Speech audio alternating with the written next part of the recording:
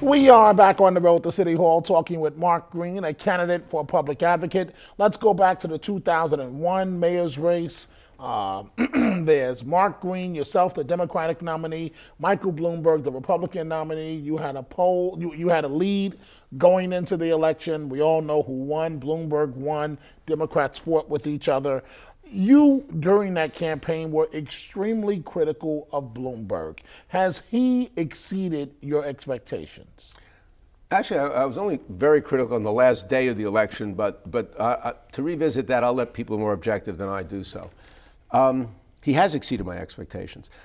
To get personal, I started to detect the intelligence and focus behind Michael Bloomberg in the one debate I had on WABC. And during the debate, I thought I was, you never know, I thought I was doing well, and I'm thinking, he's hanging in there with me. And he had never served before. He was well briefed, he was smart, his business skills have served him well as a manager of the city. I agree with a lot of the things he's done for a greener city, for example, his health. But wait a minute, during that debate Yes. that you mentioned, did it hit you, did you have like a uh-oh moment, like, you know, Bloomberg might actually be catching me and it might actually win this thing? Well, first of all, you're asking me to go back 8 years, and my memory was I was confident in the debate, and he did better than I expected. The uh-oh moment came after the horror of 9/11, when he was spending $1 million a day, which had never been done in American history. And he ended up winning about the closest mayoral election in American history. I'm sorry, in New York City history. But to go back to your question, I agree with him on mayoral control of education, though not mayoral dictatorship of education. I agree with him on his healthcare initiatives, and his environmental policies are excellent. Okay, but wait a minute. You said mayoral dictatorship of education. You said you agree with him, but you don't agree on mayoral dictatorship. What does that mean? We need mayoral control. I was for it in 2001. He was for it. He accomplished it.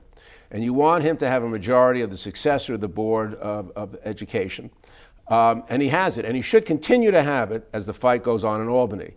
I think, though, there's a way to combine accountability for the mayor with innovation and diversity of opinion into the mayor and the chancellor, so they can think of other ways of doing it. So I didn't like the way that people on the panel on educational policy could be fired at will by the mayor when they disagreed with him, which happened. So I'm for mayoral control, but with fixed terms, though the mayor picks a majority and picks the chancellor, and having parents and community councils come up with a variety of ideas that maybe Joel Klein and Mike Bloomberg don't agree with. But what I've learned is no one person or two people can know it all. In this social networked, web-connected world, everyone listening is smarter than any one of us. And with the ability now to instantaneously communicate to public officials, you don't have to wait for a phone-in or the mail to come. We can learn as we campaign, and we can learn as we govern. So just to conclude the thought, I told Mike Bloomberg the day I said I was running for public advocate, I have no prejudice for or against you. When we agree, should I win, I will support you. And when I disagree, like I did on the Jet Stadium, like I did on how he handled congestion pricing, I supported his policy, but not how he lobbied Albany, for example. I disagree with him ardently when he said Social Security is a, quote, Bernie Madoff-like Ponzi scheme, and we can't have any increase in taxes on multimillionaires, which I think is among the ways to close the city and the state budget deficit. So I support that increase that Governor Patterson pursued. You ran against Bloomberg in 2001. Fast forward now and assess him as a candidate in 2009. How formidable is Michael Bloomberg, the person? I'm not going to tell you anything that you don't say every night and your guests don't say, although I have the experience. You have the experience that no one else. With only Freddie Ferrer of having run against him. That's right. Look, he has a substantial record. He's been a national leader on guns and tobacco and the environment. I think he's done less well on some of the issues that I just mentioned. He did not win purely because of his money. I've never said that. I don't believe it. Pat Buchanan could have spent $100 million. He would not be elected mayor of New York. But he wouldn't be in the situation he's in now as the favorite in polls and otherwise without the threat of $100 million. He started advertising today, citywide, a minute ad. I don't think Billy Thompson's ad or Tony Avella's ad is up yet. So when his people say, well, he earned the money, that's true. When his people say, well, the opponents will have matching monies, that's true. It's like saying the sky is blue. It's irrelevant.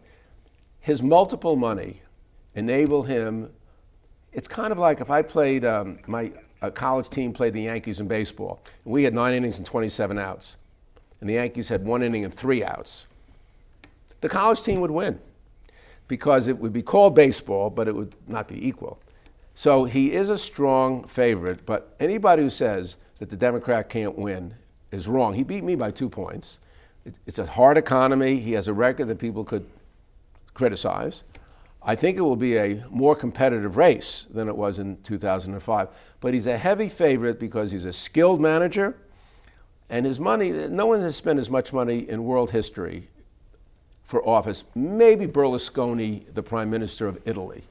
So in your words, he's the heavy favorite. Yes. Do you ever wish you were running again against him? No. Why not? I'm running for public advocate. I got my hands full in answering your questions, your trick questions. Me? Trick questions? And I have 3 candidates who wake up thinking, okay, how can they do well and win? So that's my complete focus.